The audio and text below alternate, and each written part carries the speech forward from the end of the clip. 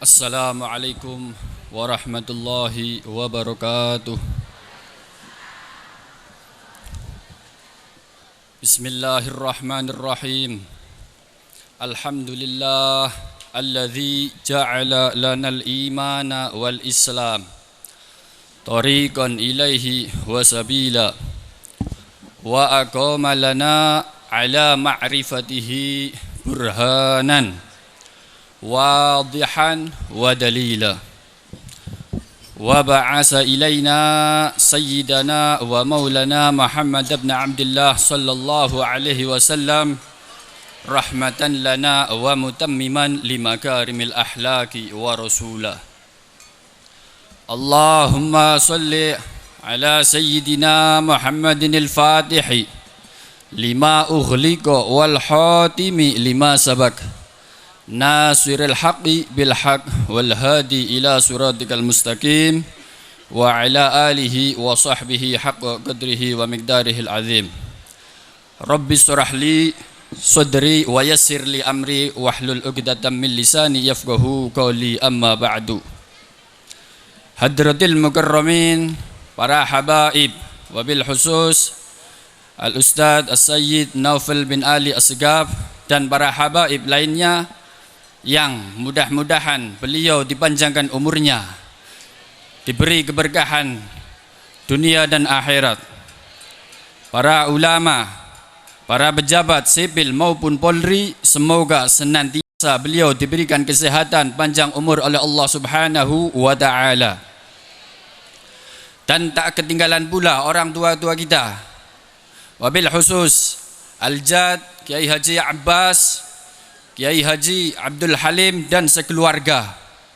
Dan tak ketinggalan pula Sahibul Haul Gus Ihya Ulumuddin, yang semoga senantiasa beliau semua diberkahi dalam hidupnya untuk meneruskan perjuangan Mbah Nur Durya bin Sayyid. Yang kami hormati hadirin hadirat, para bapak, para ibu yang dimuliakan Allah Subhanahu wa ta'ala. Di sini Al-Fakir akan membacakan sekelumit tentang manaqib atau riwayat hidup Mbah Nur Durya bin Sayyid. Karena membaca manaqib seorang yang soleh, maka terbukalah pintu-pintu rahmat oleh Allah Subhanahu wa ta'ala. Mudah-mudahan dengan membaca riwayat hidup beliau kita mendapatkan rahmat dari Allah Subhanahu wa ta'ala. Mbah Nur Durya bin Sayyid lahir pada hari Jumat tahun 1873 Masehi. Beliau dibesarkan di lingkungan keluarga yang agamis dan taat beragama, sehingga terbentuk sebuah karakter kebaikan yang sangat lekat di dalam hatinya. Mbah Nur Durya bin Sayyid adalah seorang yang ahli menuntut ilmu, ahli beribadah, orang yang zuhud, orang yang ahli mengerjakan sholat dengan berjamaah. Beliau adalah seorang penuntut ilmu agama mulai dari kecil sampai tua. Beliau selalu haus akan ilmu agama.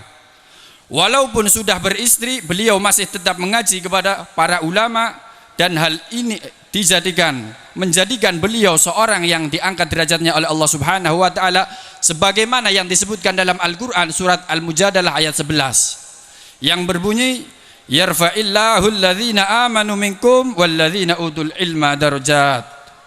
Wallahu a'lam bimuradi. Allah Subhanahu wa ta'ala akan mengangkat derajatnya seorang yang beriman dari kalian semua, dan orang-orang yang berilmu diangkat untuk beberapa derajat.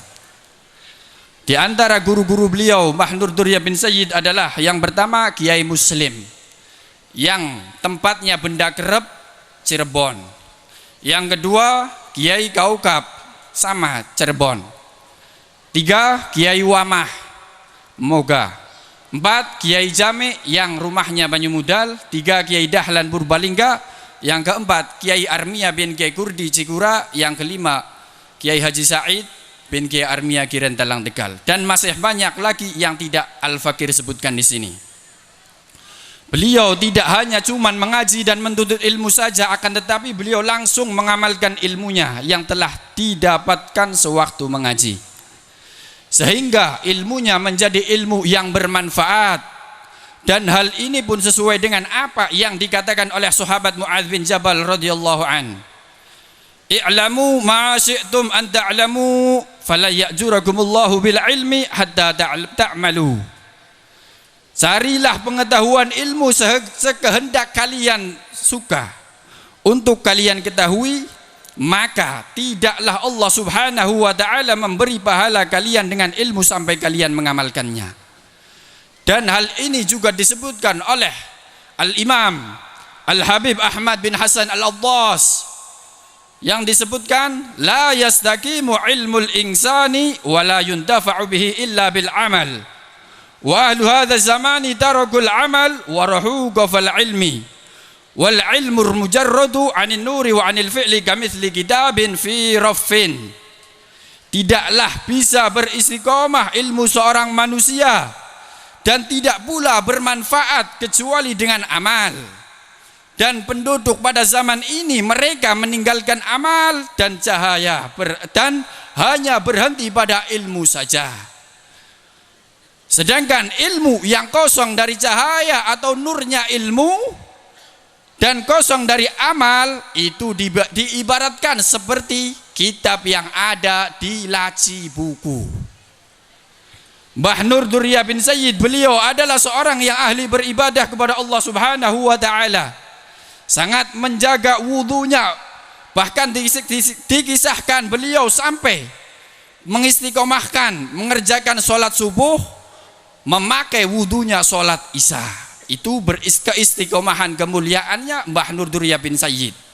Pada masa waktu hidupnya beliau mengistiqomahkan melakukan sholat subuh dengan memakai wudhu sholat isya, itu dengan beristiqomah.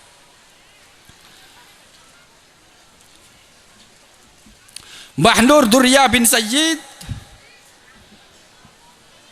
beliau pada masa kecilnya dikisahkan mengembala kerbau milik salah seorang warga desa Walangsanga. Tapi setiap datang waktu sholat beliau langsung bergegas pulang, berangkat menuju ke masjid untuk melakukan sholat berjamaah. Dan beliau tidak semasa dalam hidupnya beliau selalu melaksanakan sholat dengan berjamaah. Beliau adalah seorang yang zuhud, tidak mencintai dunia. Dikisahkan ketika beliau hendak mengambil air wudhu, beliau mendapati uang yang jumlahnya banyak di tempat air wudhu tersebut yang letaknya di sungai pada saat itu. Akan tetapi beliau sama sekali tidak peduli dengan uang yang ada di samping beliau, tidak mengambilnya sama sekali. Dan beliau sangat suka menghormati para tamu dan menjamu tamunya. Tamu mereka banyak pada saat itu, menjamu tamu mereka dengan jamuan apa adanya, dengan hasil menjual beras pada saat itu di pasar pada zaman dahulu, menjamu tamu dan menghormati tamunya pada saat itu. Masa hidup beliau kurang lebih selama 50 tahun berada di komplek Musholla Al-Awwabin Walangsanga Kerajaan. Kemudian beliau pindah untuk berkholwat atau mengasingkan diri untuk beribadah kepada Allah Subhanahu wa taala, mengasingkan diri ke Blok Manggis yang letaknya berada di bawah Gunung Sembung yang sekarang ini kita jumpai ini di lereng Gunung Sembung. Tujuan berkholwat, menjauh diri dari keramaian, tidak lain dan tidak bukan karena beliau ingin menjaga agamanya dan beribadah kepada Allah Subhanahu wa taala dengan lebih tenang. Setelah beliau tinggal dan menetap di Blok Manggis yang sekarang ini ada, apabila datang hari Jumat, beliau tetap melaksanakan sholat Jumat di Masjid Ar-Rahmah yang letaknya berada di Walangsanga Kerajaan. Beliau adalah seorang yang sangat berhati-hati dalam menjaga agamanya dari hal-hal yang modern, sampai beliau berhenti tidak melaksanakan sholat Jumat pada waktu itu, tidak berhenti melaksanakan sholat Jumat di Masjid Ar-Rahmah pada saat itu. Ketika dia keluar menuju masjid, beliau mendapati atau mendengarkan seorang yang ada di desa Walangsanga sedang hajatan, dan di saat itu ada seorang yang menggunakan pengeras suara atau sound system. Pada saat itu beliau selama hidupnya tidak keluar atau mengasingkan diri, tidak keluar dari keramaian dengan tujuan dan tidak bukan untuk beribadah kepada Allah supaya lebih tenang. Di antara istri-istri beliau adalah yang pertama Nyai Siol. Nyai Siol inilah seorang yang mempunyai anak. Anaknya Nyai Siol itu jumlahnya ada 4. Istri Mbah Nur yang kedua Nyai Nurmi, yang ketiga Nyai Dayem, yang keempat Nyai Hajah Maisarah. Di antara karomah beliau, sewaktu istrinya yang bernama Nyai Nurmi hendak berangkat menunaikan ibadah haji ke Mekah, beliau mengatakan kepada istrinya, "Wahai istriku, berangkatlah kamu ke Mekah dan kamu tidak akan kembali ke sini ke desa Walangsanga. Nanti kamu akan bertemu saya di Mekah nanti. Dan kamu tidak pulang ke sini." Dan ternyata Nyai Haji Nurmi tersebut itu meninggal di kota Mekah. Berarti omongannya dia itu sebelum terjadi dia sudah tahu apa yang akan terjadi. Itu di antara karomah beliau. Terus ada lagi keramatnya. Kalau hendak mengaji kepada salah satu gurunya pada waktu hujan, air hujan pun tidak membasahi badannya Mbah Nur Durya bin Sayyid. Bahkan kepada seorang yang mengikutinya, orang tersebut apabila yang mau berpegangan kepada tangannya Mbah Nur, orang yang mau berpegangan tangannya tersebut itu tidak basah. Ikut tidak basah. Itu diantara keramat-keramatnya beliau. Terus pada saat meninggal terjadi banjir bandang sehingga mengelilingi kediaman beliau. Akan tetapi airnya tidak masuk rumah sama sekali. Apalagi masuk rumah sampai teras, depan terasnya pun tidak basah sama sekali. Pada saat banjir tersebut itu, pada saat meninggal dunia terjadi banjir bandang. Sungai tersebut itu banjir bandang sampai apa? Sampai akhirnya jembatan Kali Comal tersebut itu runtuh. Kali Comal yang terletak di Pantura yang akan menuju Pekalongan itu ambruk dengan sebab banjir. Itu karena apa? Karena dunia tersebut itu menangis. Ada seorang yang soleh meninggalkan dunia pada saat itu. Itu karena apa? Karena ditinggal oleh seorang orang soleh pada saat itu sampai dunia pun ikut menangis. Dan masih banyak lagi karomah beliau yang tidak Al-Fakir sebutkan di sini karena untuk menyingkat waktu.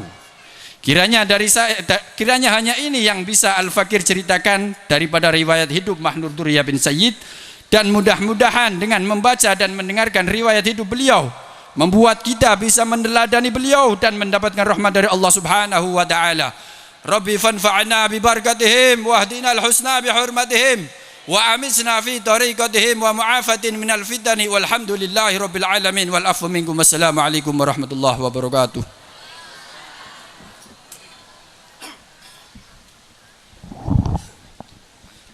Untuk selanjutnya sambutan saya serahkan kepada Kiai Ahmad Bedowi dari Purbalingga.